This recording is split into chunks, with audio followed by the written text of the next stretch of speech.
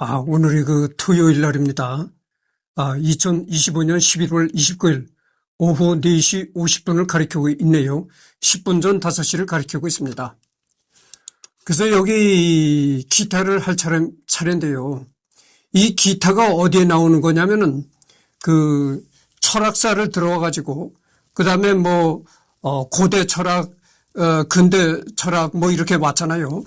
그래서 현대 철학에서 유물론에 들어와서 기타를 하는 겁니다. 그래서 지금 유물론에 기타를 하고 있다 이런 말씀을 드립니다. 유물론에서는 정신적인 것을 마땅히 경시해야 한다고 이해하는 부류가 있다. 이렇게 정신을 경시하고 물질, 구체적으로는 경제적으로 교환 가능한 가치만을 중요한 것으로 여기는 태도는 영어로는 economic,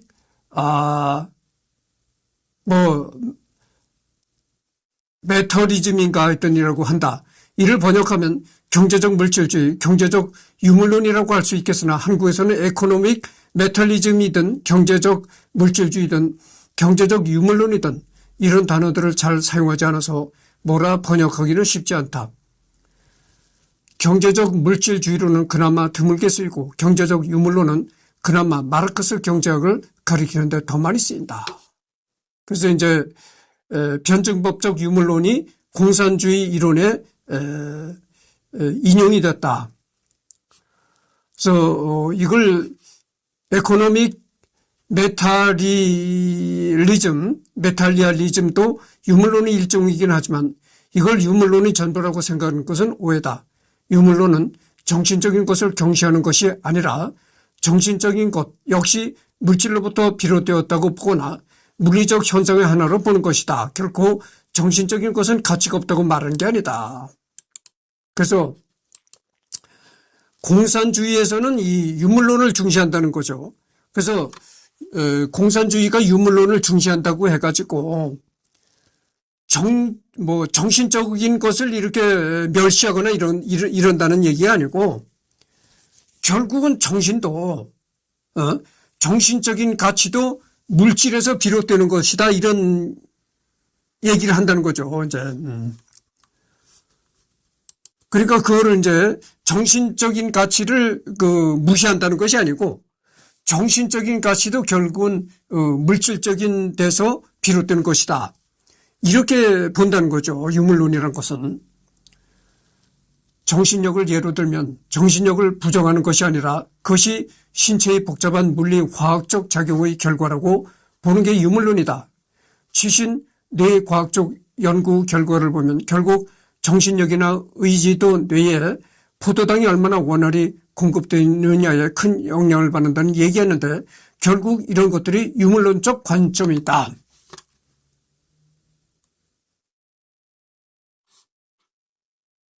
결국 이 정신이나 정신력이라는 게 뭐냐. 정신력도 뇌에 공급되는 포도당의 영향을 받을 수밖에 없다. 이런 논리가 바로 그 유물론적 입장이라는 거죠. 쉽게 말해 컴퓨터의 소프트웨어 역시 엄밀히 말하면 특정한 전기 신호의 집합이지만 그 사실을 인정한다고 해서 소프트웨어의 가치를 무시하는 것이 아니라는 것과 같다. 물론 유물론자이면서 물질적인 가치를 중시하는 사람도 있지만 똑같이 유물론자이면서도 정신적인 가치를 중시하는 사람도 가능하다는 것이다. 물론 그 정신적 가치들도 물질로부터 비롯되었기에 결국 물질적 가치 일종이라 여기겠지만 말이다. 그래서 유물론이라는 것은 이렇게 정신을 경시하는 것이 아니라 정신적인 차원도 물질적인 차원에서 나온 것이다 이렇게 본다는 거죠. 그러니까 이 유물론이라는 것은 꼭 이렇게 정신과 물질을 분리해서 보는 것이 아니라 정신도 정신세계에도 하나의 물질의 영향을 받는 물질에서 파생된 것이다 이렇게 본다는 겁니다. 유아론, 자신만이 실제하며 자신 외의 모든 것은 실제하는 것이 아닌 환상에 불과하다는 이론, 실제론과 반대되는 개념이다. 관념론, 마음, 정신, 관념이 물질이 아니라고 주장한 것이 아니라 마음, 정신을 중시하는 것으로서 유물론의 반대 개념은 아니다. 배금주의, 물질은 돈, 재물만을 의미하는 것이 아니라 인간을 포함한 생물, 비생물 모든 것이고 유물론은 무언가를 중시한다는 것이 아니므로 유물론과 상응하는 개념이 아니다. 이런 얘기입니다. 유물론적인 신은 물질적 세계와 법칙의 원리에 뿌리를 두는 초월적 존재가 아닌 자연 현상의 일부분으로 간주되었고 끊임없이 변화하는 물질적 세계의 특성상 이 신은 고정된 개념이 아닌 시대와 환경에 따라 변화하며 물리적 세계와 법칙을 지배 및 반영하기에 중력이나 에너지 보존 법칙처럼 자연 현상의 기본 원리를 나타내며 모든 현상은 물질적 원인과 결과로 설명되기에 이런 인과관계를 통해 세계의 작동 방식을 이해하도록 돕는 한편 이런 원인과 결과의 관계를 반영했다. 중력, 전자기력, 화학적 반응처럼 물리적 세계의 힘 혹은 자연 법칙의 작용으로 나타났고 우주의 법칙이 어떻게 작용하였는지를 설명하는 데 집중하고 이를 통해 물리적 현상들이 발생했다. 유물론자 데모크리토스, 유물론을 본격적으로 개진한 철학자다.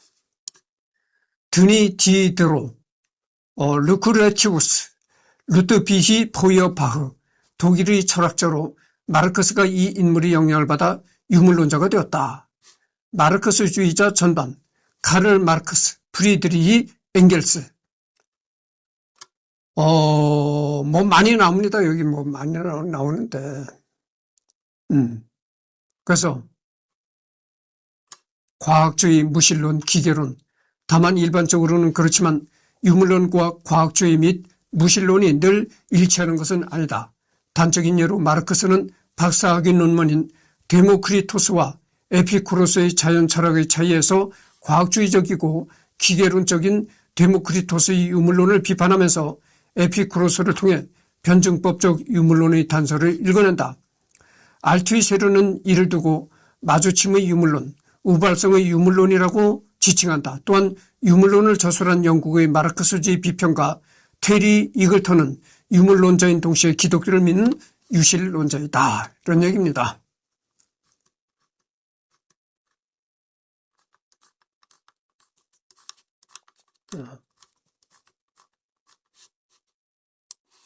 그래서 현대 철학을 하다가 유물론으로 넘어왔던 것이죠. 그러면 원래대로 가면은 현대 철학,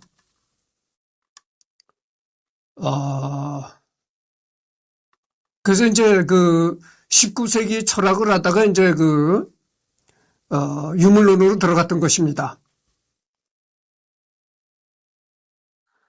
그래서 이제 현대 철학을 읽어보도록 하겠습니다. 20세기 이후 철학의 향방에 막대한 영향을 끼친 요인들 가운데 대표적인 사례는 다음과 같다. 자연과학 및 기술 문명의 급속한 발전. 물론 이런 흐름은 이전부터 있었지만 알베르트 아인슈타인의 상대성 이론에 의해 신칸트주의가 큰 타격을 입는 등 전통적 철학의 영역에 과학이 점점 더 개입하기 시작했다. 더불어 산업혁명의 심화에 따라 유럽 사회의 삶의 방식 또한 근본적으로 변화하기 시작했다. 이 현대 철학에는 이제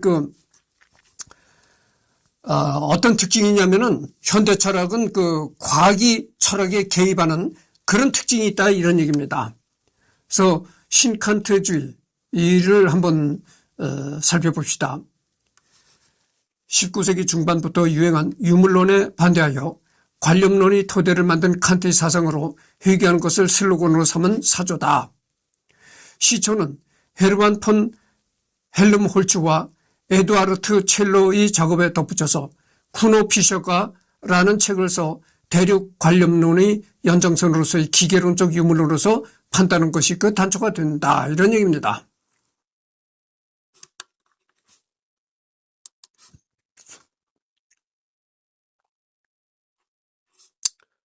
철학계 한 축에서는 이런 자연과학 혹은 유물론의 발전에 적극적으로 부응하며 이런 변화가 곧 지지부진했던 철학의 발전의 계기를 마련한다는 긍정적인 평가를 내렸다. 반면 또 다른 축에서는 이런 과학만능주의적인 태도의 획일성을 지적하고 또한 이런 변화가 인간의 삶의 방식에 부정적인 영향을 끼칠 것이라는 부정적인 평가를 내렸다.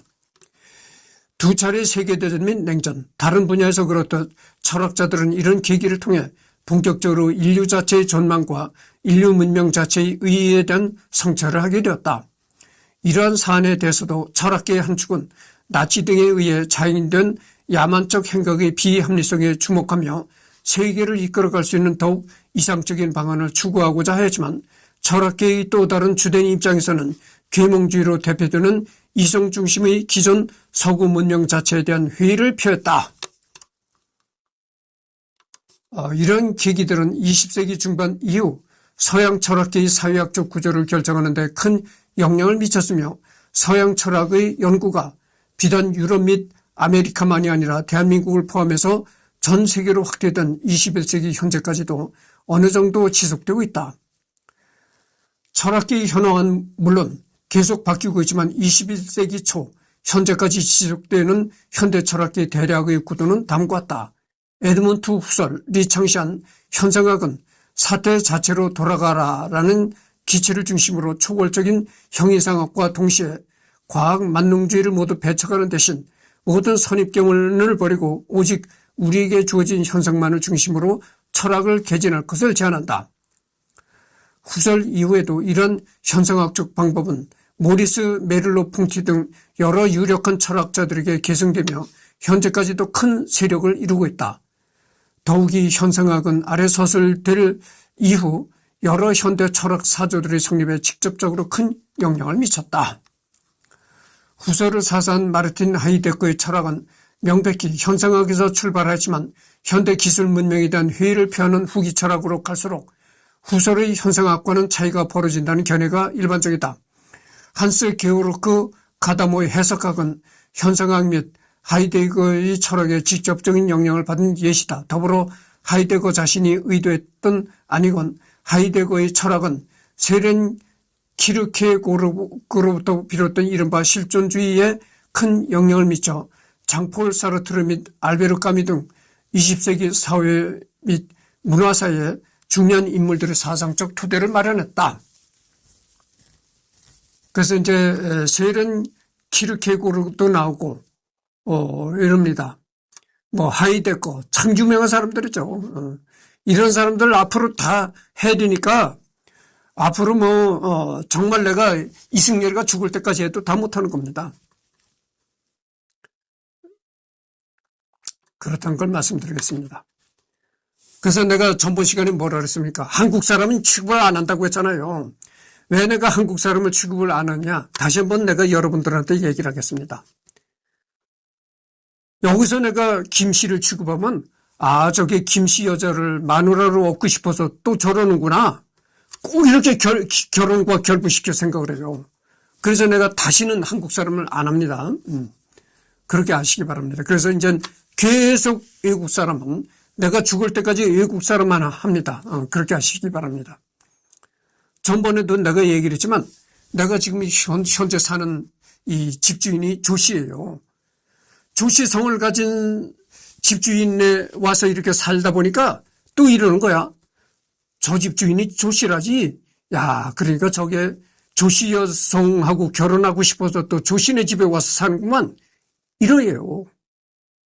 아니 이렇게 살다 보니까 이렇게 돌아다니면서 살다 보니까 남의 집으로 새를 이렇게 돌아다니면서 살다 보니까 직장도 가깝고 또 내가 자가용도 없거든. 걸어다니는 그 거리가 직장과 최단 거리고 여러 가지 그 조건이 여기에 맞으니까 여기 와 사는 것뿐이지. 아니 내가 조씨성을 가진 여자와 결혼하고 싶어서 조씨네 집에서 사는 건 아니잖아요. 그렇게 모든 사회의 일을 이 결혼과 결부시켜 생각한단 말이죠. 그래서 더 이상 내가 이래서는 내가 정말 대한민국 사람을 취급해서는 안 되겠구나 이렇게 결심을 하게 된 겁니다. 그렇잖아요. 괜히 그 사람들 그 사람들 말에 내가 이렇게 이끌려 다닐 필요가 없는 거야. 내가 지금 결혼을 생각할 나이입니까? 내가 눈에 얘기를 했잖아요. 얼굴이 이렇게 반질반질하고 나이는 먹었어도 건강해. 내가 지금 골골해서 들어놓아서 매일 아프다고 하고 병원에만 맨날 다니고 그래봐요. 나보고 젊다고 할 사람이 누가 있겠는가? 맨날 눈만 떨어지면 직장에 나가서 활기 있게 일을 하고 그러니까 젊게 볼 수밖에 없다 이거죠. 내가 하루에 얼마를 걷는 줄 아십니까? 15,000보에서 2만 보를 걸어요.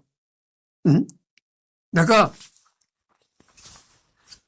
그 스마트워치라고 있잖아요. 스마트워치가 자동으로 이 걸음걸이를 측정해 줍니다. 그런 기능이 있어요. 그래서 하루 일을 끝내고 내가 그걸 이렇게 스마트워치를 보면 꼭 한 15,000보에서 2만 보는 늘 이렇게 움직인다는 얘기죠. 그렇습니다. 그렇게 몸을 움직이고 건강하게 일을 하니까 젊게 볼 수밖에 없다 이거죠. 그러니까 이거는 뭐냐면은 젊게 보이려면은 얼굴도 젊게 보여야 되겠지만 첫째가 건강해야 됩니다. 몸이 건강해서 아주 활기 있게 일을 하고 몸을 놀리고 이래야 건강하게 보는 거죠. 몸이 아파서 맨날 병원 출입이나 하고 뭐 다리를 쩔룩거려 지팡이나 짚고 다니고 이러면은 아니 누가 젊다고 하겠어요. 그렇잖아요 여러분들. 그래서 내가 젊다고 젊게 보는 거는 건강하다는 증거입니다. 내가 이렇게. 뭐 내가 가진 게 있습니까? 건강해야죠. 몸이 재산입니다. 내가 이렇게 그 철학에 관한 이걸 리딩 하다가도 순간순간 이런 얘기를 집어넣어야 되는 겁니다. 그래야 이 재미가 있는 거예요. 내가 홍삼액, 홍삼액을 그거를 구입하다가 그거를 아침으로 매일 이렇게 먹는 사람이거든요. 홍삼액과 그 다음에 또 먹는 게 있는데 그게 뭐냐면 생들기름, 그러니까 볶지 않은 생들기름, 그거를 사다가 아침에 일어나면 홍삼 스틱 하나에다가 생들기름 한 스푼 꼭꼭 먹습니다. 이 생들기름은 홍삼은 아침에만 먹고 생들기름은 아침에 한 스푼, 저녁 자기 전에 한 스푼 그렇게 먹습니다. 더불어 테오도르 아도르노를 시작으로 하여 유르겐 하버마스까지 이어진 이른바 프랑크푸르트 학파의 비판이 이루는 정통 마르크스주의 빈자리에서 여전히 사회철학의 영역 가운데 많은 지분을 차지하고 있다. 이와 같은 철학 사조들이 주로 유럽 대륙에서 이루어지며 많은 상호 교류가 있었던 반면 20세기 중반 이후 영국, 미국 등 영어권 국가들의 주된 철학은 이와 같은 소위 대륙 철학 전통과는 상당 부분 단절되어 발전하였다. 영미권에서 발전한 이러한 흐름은 흔히 분석 철학으로 불리며 이와 같은 흐름과는 전혀 달리 코틀로프, 프레게 및 버트런트 러셀 등이 개척한 현대 논리학 그리고 논리 실증주의로 대표되는 과학주의를 그 역사적 뿌리로 삼는다. 분석 철학. 잠깐만요. 분석 철학을 또 들여다봅시다. 현대 서양 철학의 대표적인 조류. 20세기 이후 영국, 미국, 호주 등 영미권 철학계의 주류를 차지하고 있으며 유럽 대륙의 대륙 철학과 대비되는 조류로 여겨진다. 그러니까 분석 철학이라는 것은 현대 서양 철학의 한 조류다, 한 갈래다 이런 얘기입니다. 대한민국에서는 정부 수립 이후 미국에서 유학한 교수들로부터 조금씩 알려지기 시작하였다. 2010년대 한국에서 다른 철학들과의 차이점을 들자면 동양 철학 및 서양 철학, 현대 대륙 철학 등이 정확하게나마 초중등 교과과정, 논술 지도 과정에서도 다루어지는 등 널리 교육되고 있는 반면 분석 철학은 대학교에서의 강단 철학으로서만 다루어진다는 점을 들 수 있겠다. 한국에선 초기 분석 철학자들의 주장을 염두에 둔 언어 분석 철학 혹은 지리적 특성을 염두에 둔 영미 철학이라는 이름으로 불리기도 하나 이러한 명명 방식이 올바른지에 대해서는 다시 생각해 볼 여지가 있다. 그럼 원래대로 돌아가서 세간의 유명한 루드비 비트겐슈타인은 초기에 버트런트 러셀, 논리 실증주의 양자 모두와 관계하면서 분석 철학사에 큰 영향을 남겼다. 또한 비트겐슈타인의 후기 저작들은 일상 언어학파와 유사성을 보여주며 이들에게 힘을 실어주기도 했다. 이후 분석 철학은 언어 철학의 범주를 벗어나 심리 철학을 거쳐 분석 철학적 맥락에서 형이상학의 문제들도 다루게 됐다. 이런 확장과 적용으로 최근 분석 철학은 미학, 윤리학, 정치 철학의 문제들도 다루고 있으며 소위 대륙 철학의 본산이라고 할 수 있는 유럽에서도 분석 철학적 관점, 문제의식을 다루는 경우가 증가하고 있다. 분석 철학의 보다 자세한 역사에 관해서는 문서 참조.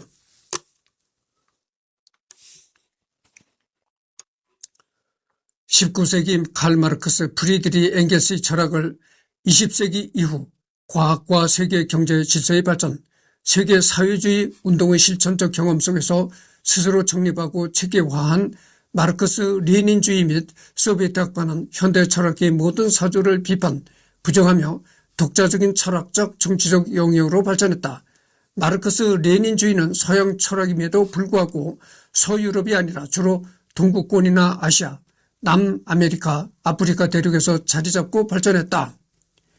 이들의 주된 철학적 특징은 신칸트주의 이후 서양에서 죽은 개 취급을 받은 헤겔 논리학과 방법론을 적극적으로 구조하여 독창적으로 발전시켰다는 점과 인식론에서 유물론적 실천과 주체 개념, 철저한 과학주의를 내세웠다는 것이다. 소련 해체 이후 외부에선 죽은 철학 취급받고 실제로 연구도 상당히 줄어들었지만 이미 마르크스 레닌주의 연구가 활발했던 80년대에 동구권 철학자들은 포스트 모더니즘과 같은 현대 사조를 철저하게 분석하고 비판했다. 현대에 들어서는 이러한 잊혀진 동구권의 연구 결과를 발굴해내는 작업이 주로 진행되고 있다. 여전히 사회주의 국가의 주된 철학 사조이며 자본주의 국가에서는 역사적으로 그랬듯이 노동운동의 철학적 교조 중 하나로 인정받고 있다.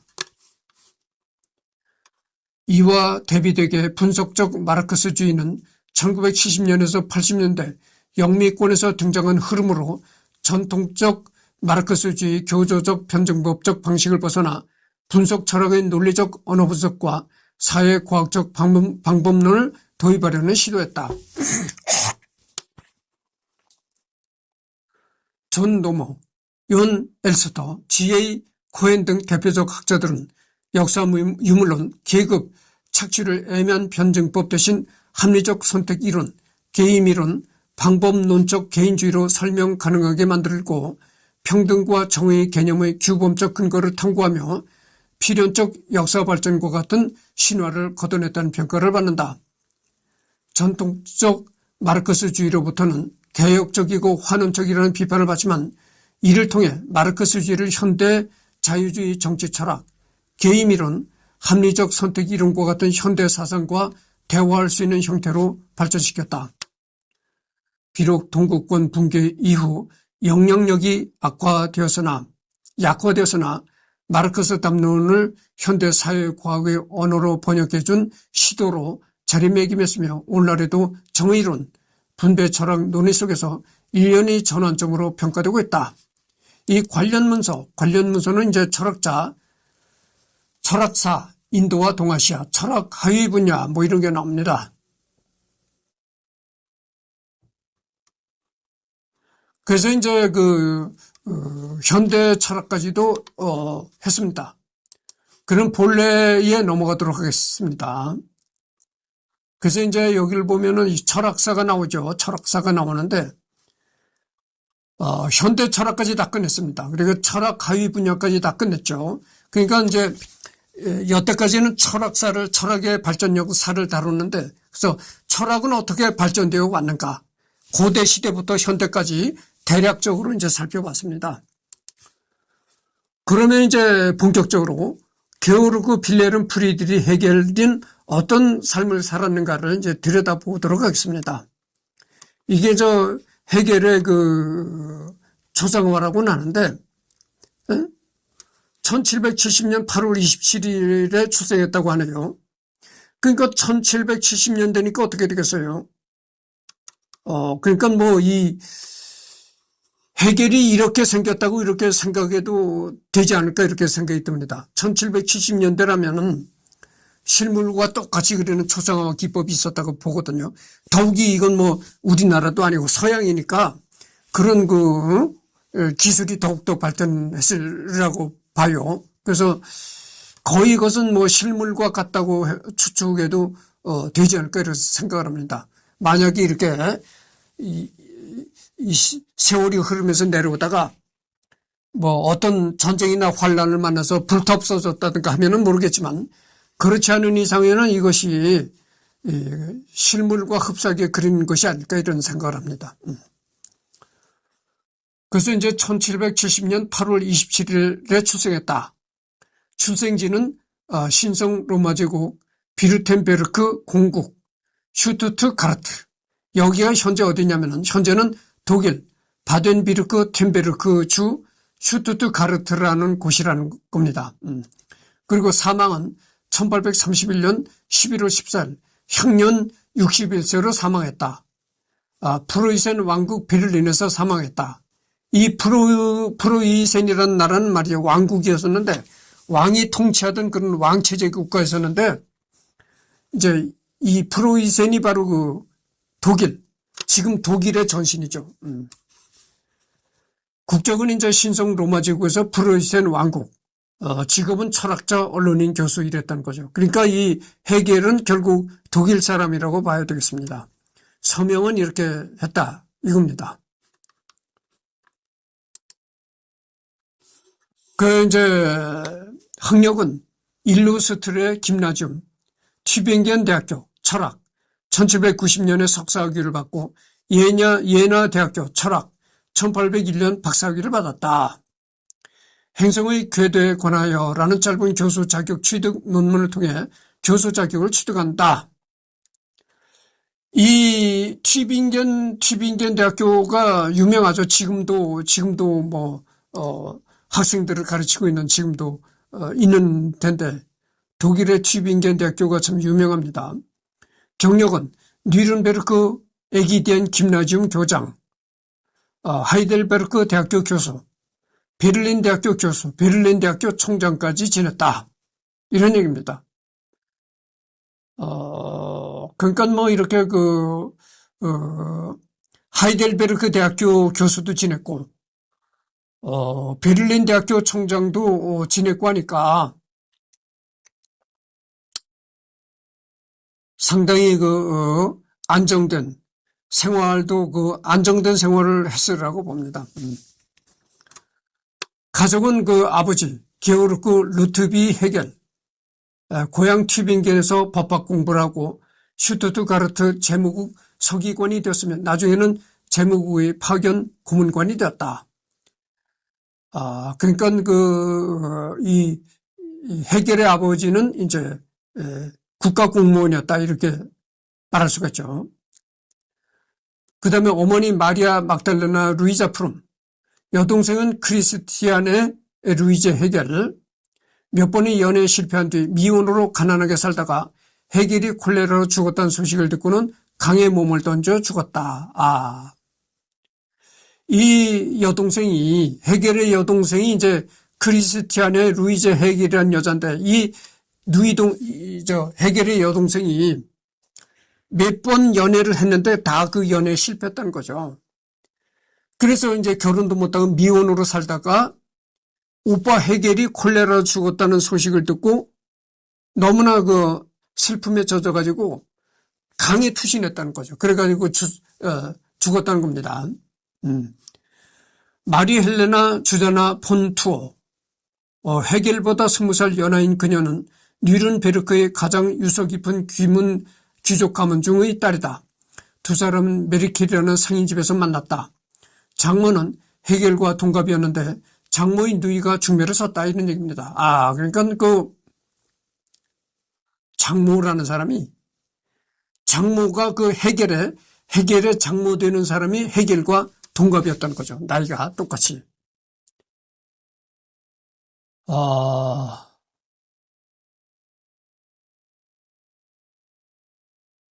그러니까 좀 나이 차이가 나네요. 이 헤겔의 아내가 헤겔과 20살 차이가 난다는 거죠. 그리고 자녀는 이제 루트비 피셔, 본명은 게오르크 루트비 프리드리 피셔, 보통 루트비 피셔로 불린다. 헤겔과 가정부 크리스티아네 샤를로테 요하나 브루크 하르트 사이에서 사생아로 태어났다. 헤겔은 결혼 이후에도 책임감을 느끼고 루트비를 돌봐주려고 했으나 루트비는 헤겔에게서 사랑을 느끼지는 않았던 것으로 보인다. 루트비는 결국 헤겔에서 벗어나 네덜란드 식민지 인도네시아 요가카르타에서 근무하다가 그곳에서 말라리아로 사망했다. 이런 얘기입니다. 종교는 개신교였다. 헤겔이 루터교의 영향을 많이 받은 것은 사실이지만 그의 사상 자체는 루터교 정통교리와 많은 차이가 있으며 굳이 그의 신학을 분류하자면 철학적 유신론으로 봐야 할 것이다. 그렇습니다.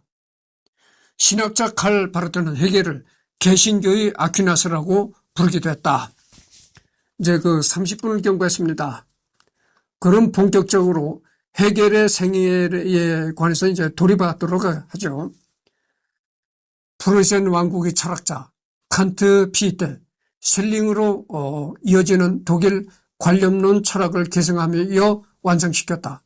존재와 사유, 주관과 객관의 모순을 하나의 체제 안에서 일치시키려고 했으며 논리학, 법철학, 역사철학, 미학, 종교학을 아우르는 거대한 체계를 구상해 후대에 어마어마한 영향력을 행사했다.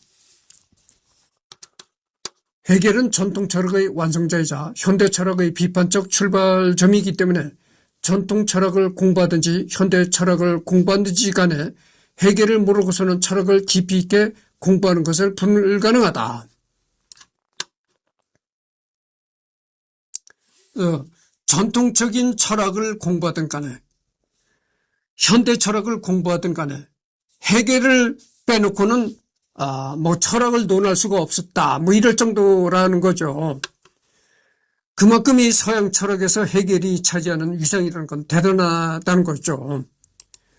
특히 현대 철학에서는 헤겔 철학의 비판적 해석을 통해 자기 철학의 정당성을 마련하고 있으므로 헤겔 철학을 이해하지 못하면 그들의 이야기 자체를 이해할 수 없고 그런 의미에서 현대 철학에 깊이 다가가기 힘든 것이다. 그만큼 중요한 철학자로 평가받고 있지만 동시에 그의 철학은 극도로 난해한 철학으로 정평이 나 있어서 대부분의 인문단계에서 포기하는 철학으로도 유명하다.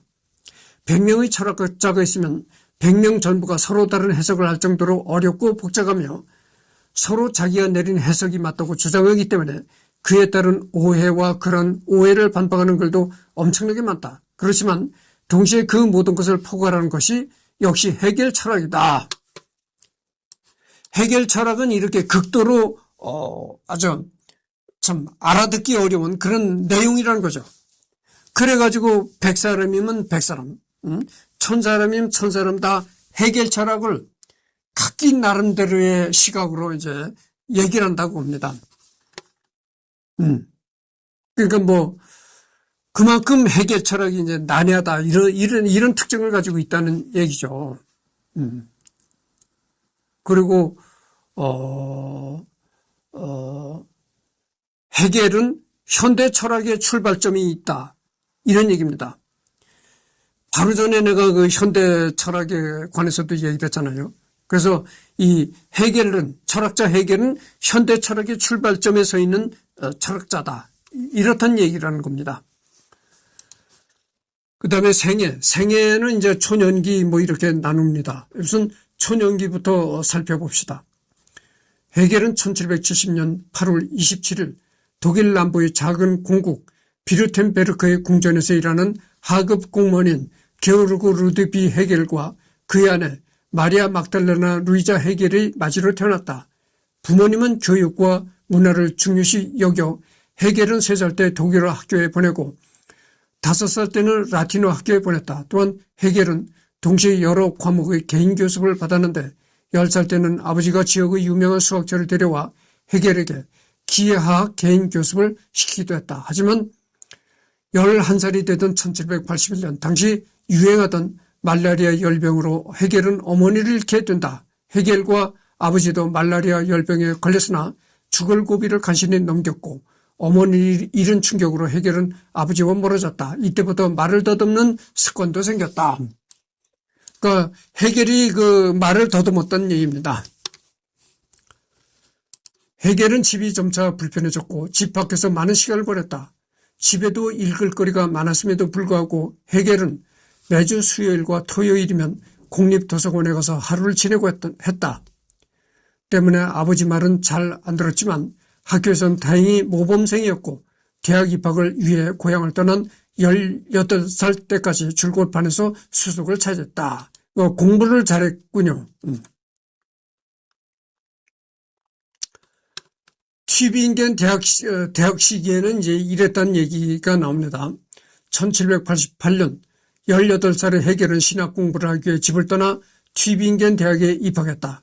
그러나 개신교 신학부의 엄격한 규율과 낮은 수준의 강의는 헤겔로 하여금 수업에 흥미를 잃게 만들었다. 위로가 되는 건 그와 마찬가지로 높은 성적으로 입학했으며 훗날 독일의 가장 위대한 시인이 되는 힐덜린과 친구가 되었다는 것이다. 2년 뒤엔 5살 어린 천재 셸링이 입학했고 세전 기숙사에서 한 방을 쓰면서 금세 절친한 친구가 되었다. 이들은 신학보다는 철학에 몰두하기 시작하면서 자유와 자발성을 강조하는 칸트류의 철학에 마음을 뺏겼다. 이윽고 이들은 목사를 포기하고 서로 철학자가 되기로 결심한다. 지금 36분을 경과했습니다. 1789년에 프랑스 혁명이 일어나고 1792년에는 마침내 프랑스에서 왕정이 폐지되자 소식을 들은 셋은 놀람과 기쁨에 가득 차서 근처 들판에 혁명을 기념하는 자유의 나무를 세우고는 그 주위를 돌면서 프랑스 혁명의 주민 카르모 뉴를 추고 마르세 예제를 불렀다고 전해진다. 혁명에 고무된 신학생들은 혁명을 공부하고 토론하는 정치 모임을 만들었고 신학교는 곧 왕정에 반대하는 혁명가들의 양성소가 되었다. 헤겔도 그 정치 모임의 회원이었다. 하지만 당국이 탄압하자 정치 모임은 언제 있었느냐는 듯이 사라졌고 헤겔은 자유를 얻기 위해서는 단지 계몽되는 것 이상의 사회적 실전이 필요함을 깨닫게 되었다.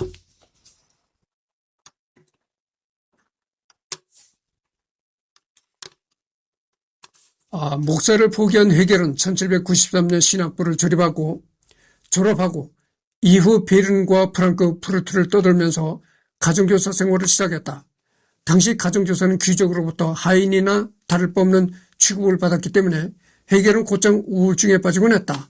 그럼에도 이 시기에 헤겔은 헤르더, 루소, 스피노자 등을 읽으면서 앞으로 펼쳐질 자신만의 사상적 토대를 구축한다.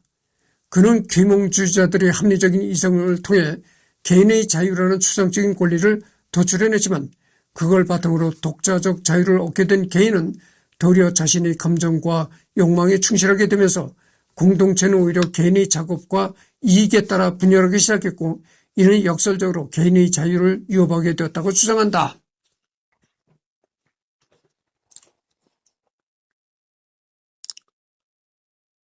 그리고 이러한 이성적 사고와 감정적 행동의 불일치는 이성으로 추론한 객관적인 권리가 내가 실제로 그렇게 느끼는 주관적인 내면화로 변환되지 않아서이다.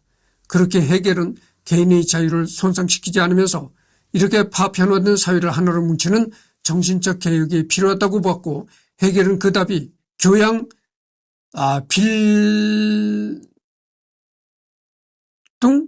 교양 빌등에 있다고 생각했다. 교양은 수동적인 교육과 구별되는 것으로 교양은 자기 비판을 통해 스스로 생각하고 행동할 것을 요구한다. 그리고 스스로를 비판하는 것으로서의 교양은 타인과 더불어 살아가기 위해 욕망을 추구하는 개인들 사이의 모순을 극복하기를 요구한다. 즉 교양은 합리적 이성으로 추론한 객관적 이념이 개인 각각의 실제로 그렇게 느껴야 한다. 느끼고 따르는 주관적인 내면화로 일치되는 과정이다. 그러기 위해서는 비판할 수 있는 자유가 반드시 보장되어야 한다. 헤겔은 당시 새로운 학문을 신설하고 가르치는 대학만이 이러한 교양을 퍼뜨릴 수 있을 것이라고 생각했다. 대학은 학생들에게 예술, 종교, 철학이라는 학문적 비판적으로 가르침으로써 주관과 객관, 특수와 보편, 실천과 이념 사이의 모습을 매개하고 일치시키는 역할을 충실히 수행하게 될 것이다. 지금 40분을 경과했습니다. 그래서 다음에는 이제 예나 시기 여기서부터 하도록 하겠습니다. 이제 오늘은 더 이상 녹화가 없고요. 다음 내일은 일요일 날이죠. 일요일 날 가서 이제 예나 시기를 하도록 하겠습니다.